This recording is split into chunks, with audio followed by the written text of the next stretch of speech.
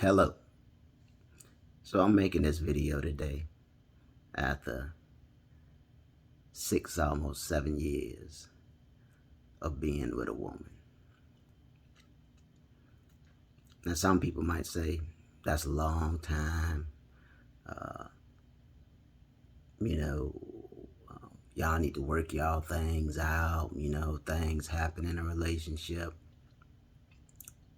All of those things are true.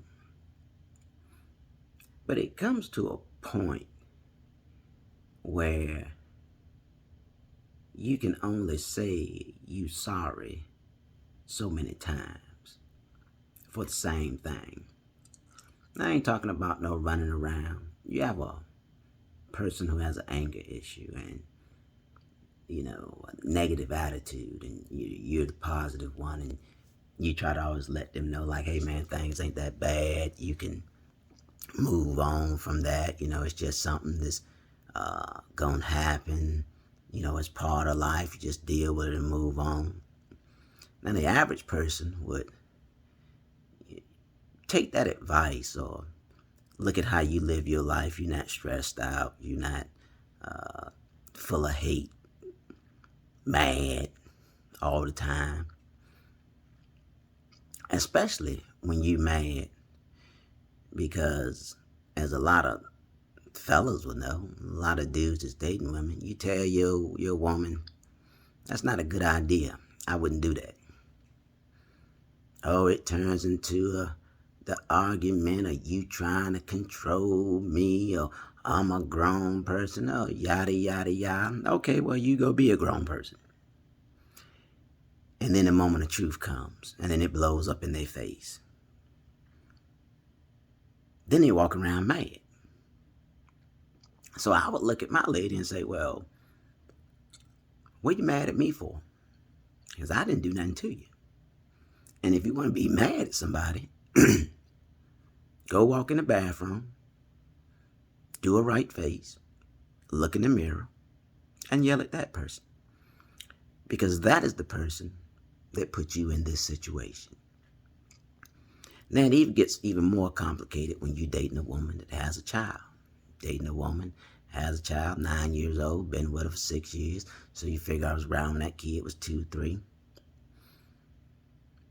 Child's not very well behaved, stresses the mother out.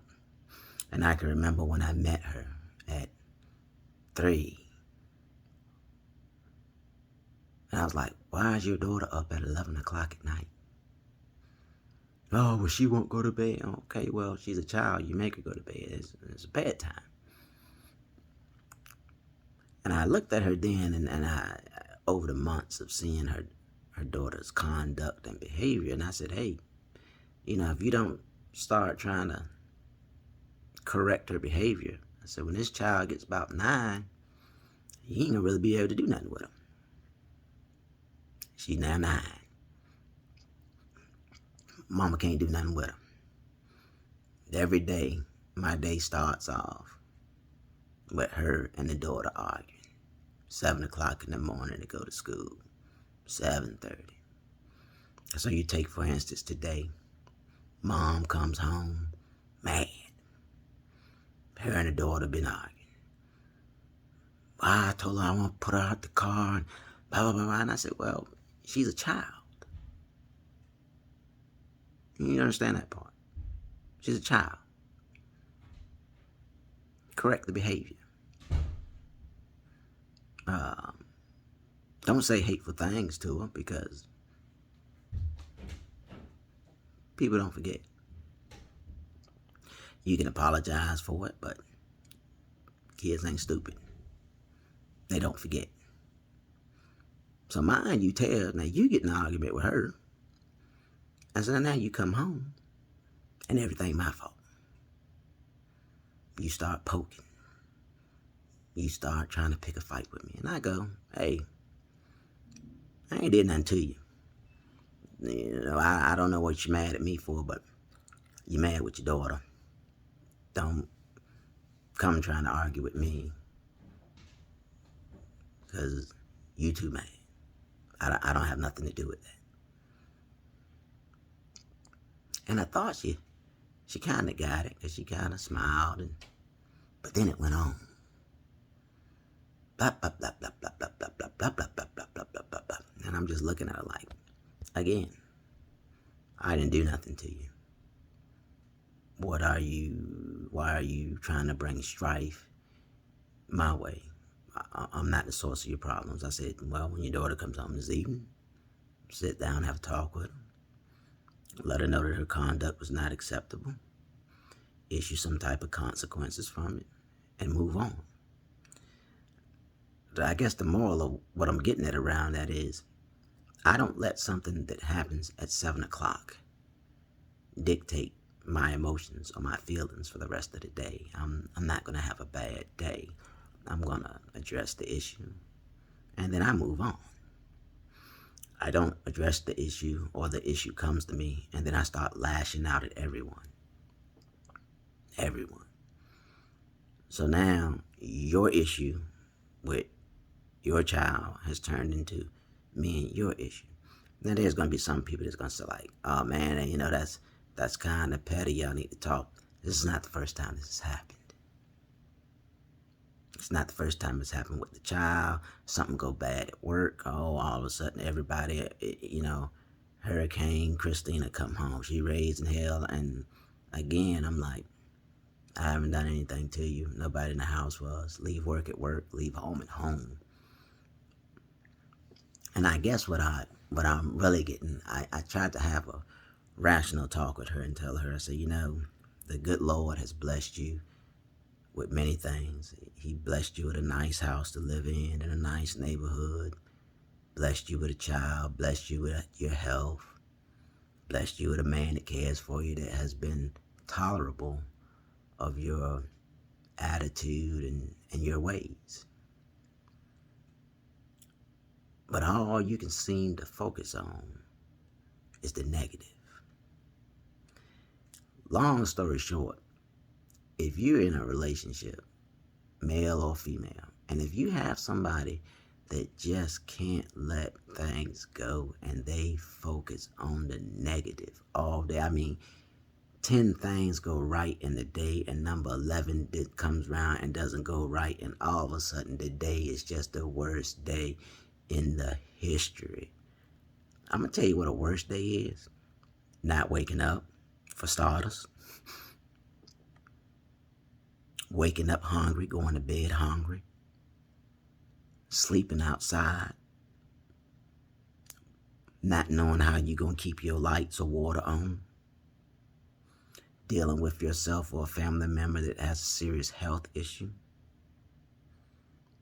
All those things are bad days. And the sad thing is that, unfortunately, people deal with that every day.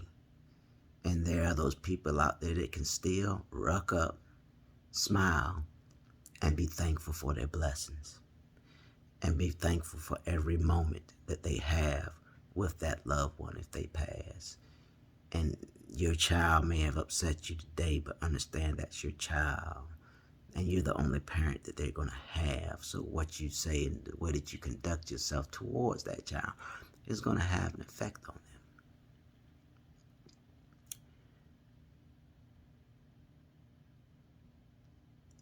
them. As I said before, it just comes a time when, you know, my grandmama used to tell me, baby, things gonna change when you get tired of them. And you can tolerate it, put it on the back burner, but it's just sooner or later you get tired of not being appreciated. You get tired of being told about the one thing you didn't do, but when you did, the 10 things that weren't expected of you to do.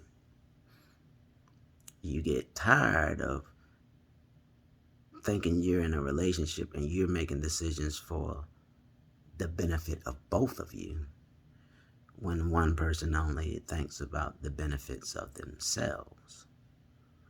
And no matter how much you love a person, I always say loyalty makes you stay with that person.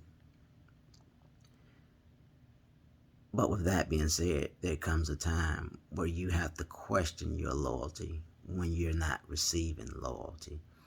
When a person can supposedly get mad, because we all know the age-old saying, it's three people that tell you the truth: a child, a drunk person, and somebody when they mad at you.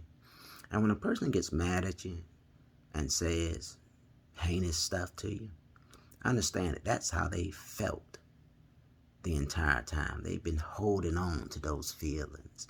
They've been burning inside of them, and they're just looking for the opportunity to come out and say it. Now you can blow it off and shake it off, and again, everybody has arguments, but there's a such thing as punching below the belt.